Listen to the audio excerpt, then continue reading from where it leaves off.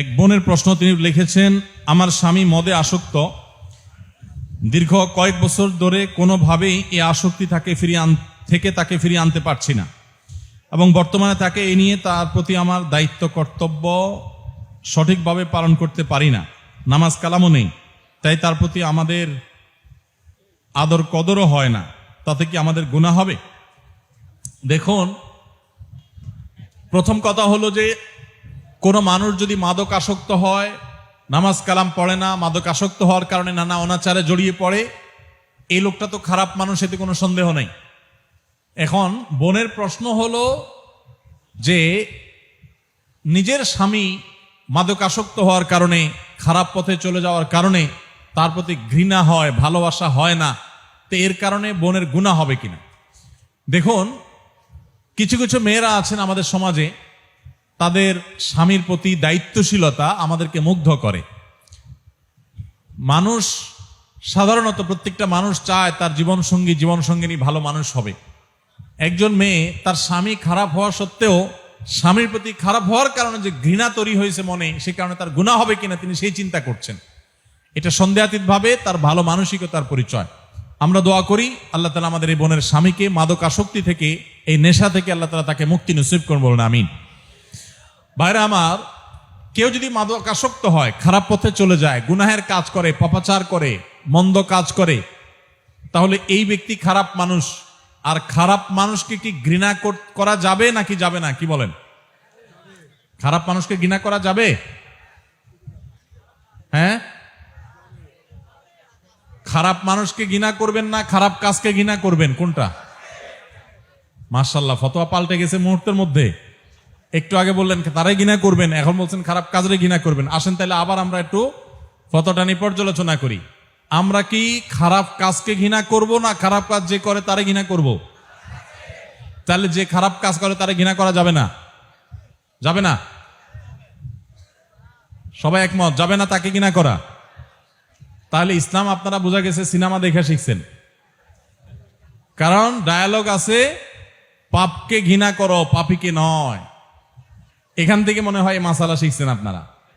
এই মাসালা ভুয়া মাসালা ভাই, এর কোনো ভিত্তি নাই, এটা সঠিক কোনো কথা নয়।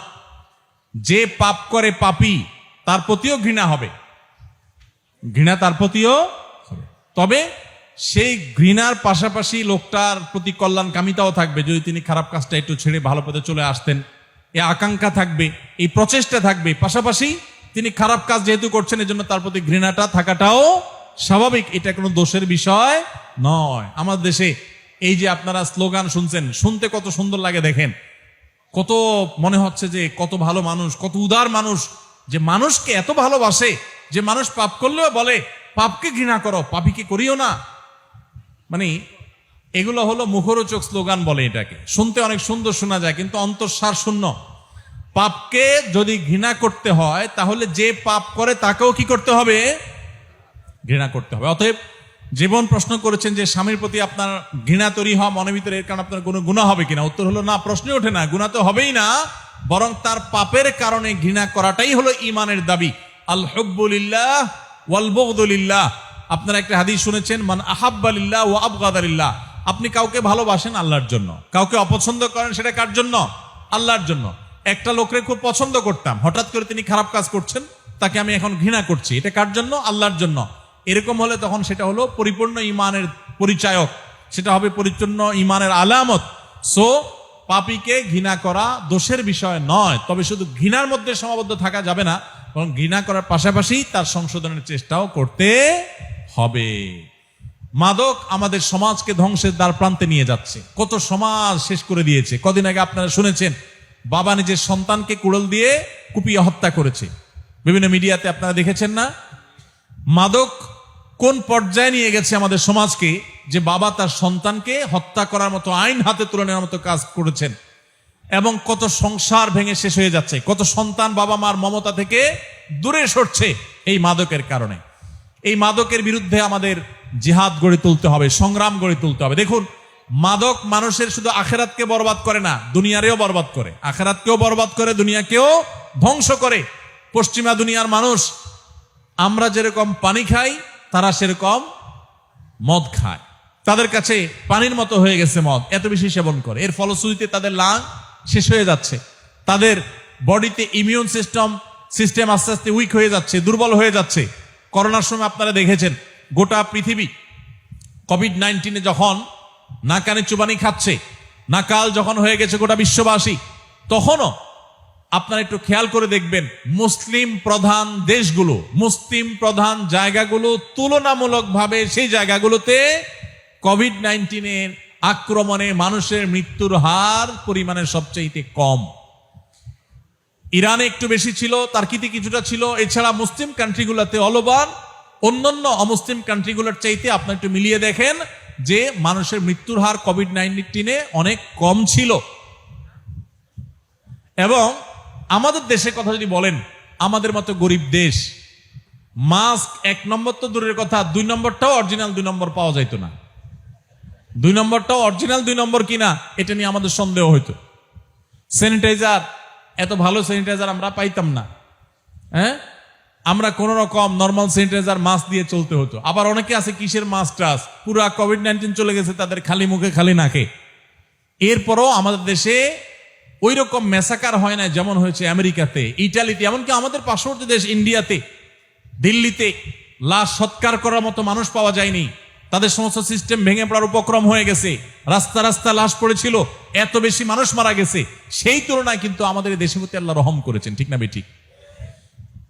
এবং আপনি সৌদি আরব বলেন, মিডিল ইস্ট বলেন, আরব কান্ট্রি বলেন, যে দেশগুলোতে সাধারণ মানুষ জনগণ মাদক খুব বেশি গ্রহণ করে নাই, সেটা মুসলমান হওয়ার কারণে ডেফিনেটলি ইসলাম হারাম করেছে, সেজন্য মুসলমানরা খায় নাই, মদ থেকে বেঁচে ছিল, তারা তুলনামূলকভাবে বেশি সেফ হয়েছে। লক্ষ্য করে দেখবেন, মিলিয়ে দেখবেন আমার কথাটা। এবং এর যদি 10টা কারণ থাকে যে তারা সেফ ছিলেন কেন, তার একটা কারণ অবশ্যই এটা হবে যে তাদের মধ্যে মাদক গ্রহণ করার প্রবণতা রেশিও অনেক কম থাকার কারণে তাদের ভেতরটা অর্গানগুলো তুলনামূলকভাবে অনেক স্ট্রং ছিল।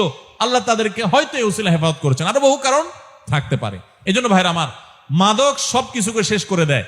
যারা মাদকের পথে যান তারা সরাসরি মাদকের দিকে যান না। শুরুটা হয় কি দিয়া? বিড়ি সিগারেট দিয়া। বিড়ি সিগারেটেরও আগে শুরু হয় কি দিয়া? কে বলতে পারবেন? না, পান জর্দা সব সময় না। মদ তো সাধারণত যুবক পোলাপান খায়, যুবক পোলাপান তো পান জর্দা খায় না। তাহলে তাদের শুরু হয় কি দিয়া বলেন দেখি? খারাপ বন্ধু দিয়া। কি দিয়া? যেই বন্ধু বিড়ি সিগারেট ধূমপানে আসক্ত অভ্যস্ত, ওই বন্ধুর সাথে বন্ধুতা করা মানে হলো মাদকের দিকে একটা সিঁড়ি আগিয়ে যাওয়া। এই বন্ধুই আপনাকে, তার হাত ধরে আপনাকে একসময় বলবে যে দোস্ত একটা টান দে। আপনি বলবেন না, বলস কি, খবরদার, আমার বাপে মারবে বাড়িতে গেলে। আরে টের পাবে নাকি, মুখ ধুয়ে ফেলবে ভালো করে, একটা টান দে। দিলেন যে একটা টান, কেমন লাগে দেখি, এত টান দেয় তারা। 1 টান দিবেন, পরের দিন 2 টান দিবেন, পরশু দিন শুধুমাত্র ফালা দেন নেটা খাবেন, এরপরে আস্ত সিগারেট খাবেন, এরপরে আস্তে আস্তে মানুষ আরো নিচের দিকে নামতে থাকে। তো এই জন্য একজন মুসলমান যুবক, তার জীবনের সংকল্প থাকা উচিত, আমি কোনো খারাপ সঙ্গীর সাথে মিশবো না। চেষ্টা করা যাবে না ইনশাআল্লাহ? খারাপ সঙ্গী বলতে যেই সঙ্গী নামাজ পড়ে না, যে মেয়েদেরকে টিজ করে, যার হারাম রিলেশন আছে কোনো মেয়ের সাথে, কোনো মেয়ের কোনো ছেলের সাথে, এবং যে বিড়ি সিগারেট বা ধূমপানে অভ্যস্ত, যারা গালিগালাজ আজেবাজে কথাবার্তা বলে, যাদের ভিতরে ভদ্রতা নাই, যাদের ভিতরে ইসলাম নাই, কোরআন হাদিসের চর্চা নাই, এরকম বন্ধু থেকে দূরে থাকা এটা অপরিহার্য। যদি আপনি তাদের সাথে মিশেন তো আপনার নিজের অজান্তে মাদকের দিকে আপনি চলে যাবেন, গোটা সমাজ ধ্বংস হয়ে যাবে। আল্লাহ তাআলা আমাদের সমাজকে মাদক মুক্ত হওয়ার তৌফিক দান করুন। যত খুন হয়, সমস্ত প্রফেশনাল খুনিরা, 100% প্রফেশনাল খুনিরা মাদকে আসক্ত থাকে। মাদক তাদেরকে খুন করতে সহযোগিতা করে।